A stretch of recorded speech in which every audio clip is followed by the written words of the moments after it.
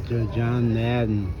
I'm pulling the Wi-Fi out behind the Hotel Mar y Tierra, even though most afternoons lately I've been stopping in there for at least the dessert and coffee. I love the people there.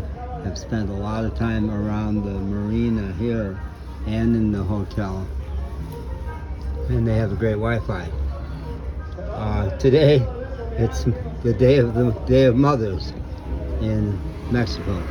It's always on the 10th of May, different from the way it falls in the U.S. I was kind of a little bushwhacked. I hadn't realized that. The coffee shop I was in earlier had a singer and a dancer, and this just is having a special buffet, and lots of people. It was jammed. I didn't want to be in there, so I'm doing my stuff back here. But I want to make an observation about my mom. Yeah, Lenore Garvin Madden Malarkey. Quite a woman. I've talked a lot about her. I've made many videos about her. We had a really difficult relationship for a lot of years, but a lot of healing happened in the last part of our lives, and we got closer and closer, and during her final illness of several years, I was her go-to person. And in the last 4 years, I've been especially processing some of the wonderful things I got from her. Her bad sense of humor. Oh, she could have a wicked edge. And just rapscallious. She was a rascal. She was a rascal. In the form of a 5-foot-tall, kind of codependent Irish woman. She was her own free spirit. And I've come to love her more than ever in the it's way more than at least 20 years she's been gone. Now, the only person I really have to talk to about her these days is one of my 5 stepbrothers. 3 of them are gone. My blood brother is gone. But Dennis Malarkey has kind of, in the last couple of years, he's always been a good guy, and we've never had any problems with each other. I've always admired him from afar. But since my son is old enough that he doesn't need me to take him to Iowa to see his cousins, and since my mom is not around, Dennis and his family are not coming to Chicago to see her, so we haven't seen each other much over a lot of years. But my 4 years on the road, I've been hungry for contact, and because I've been healing so much of the baggage from my life, especially 30 years of being misdiagnosed as bipolar. Even though I'm on the road where I most usually know nobody, especially then, I've been seeking out people with whom to process stuff. And Dennis has really come forward as one of my key people.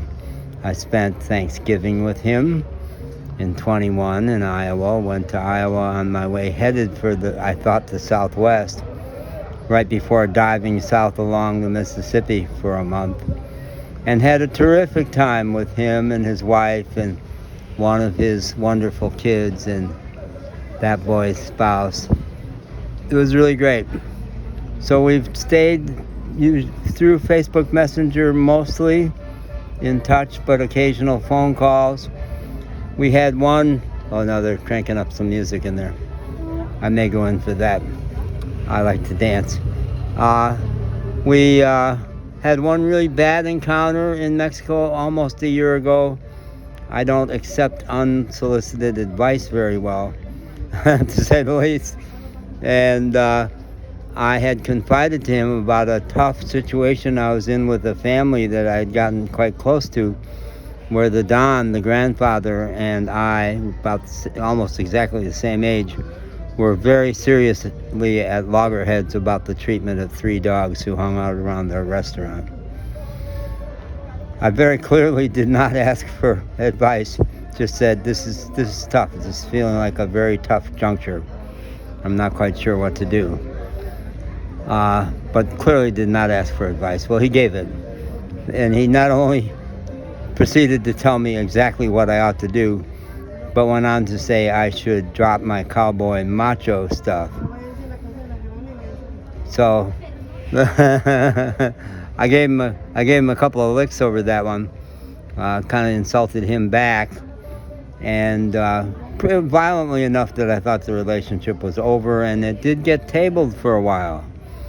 But then maybe it was Christmas, he reached out to me, and we've been really back in a lot of touch since, in the few months since. And he's someone I can talk to about our mom. Now, by background, one of the things I am is a family therapist, and I know that no two kids experience the same family the same way.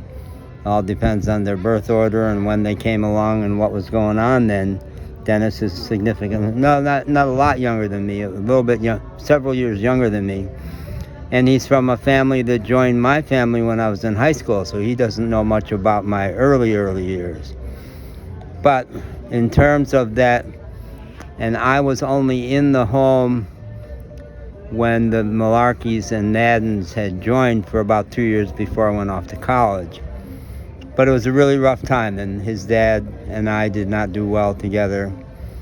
Dennis and I always did well together, although he has shared with me that some of our, quotes, good-natured teasing of him around the baseball diamond actually wounded him more than I ever realized, and that's helpful to know in sensitive kids.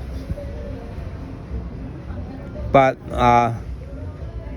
so we see my mom differently. We agree that she actually was alcoholic, even though my dad and stepdad were always the diagnosed alcoholics because they were worse alcoholics.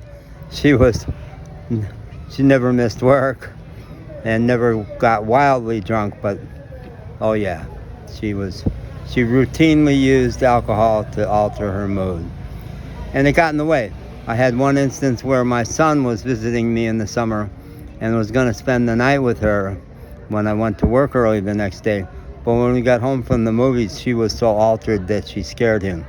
He was maybe 8 or 9. And I said, "You want to come home with Dad tonight, don't you?" "Yeah, please. Is that okay?" Yeah.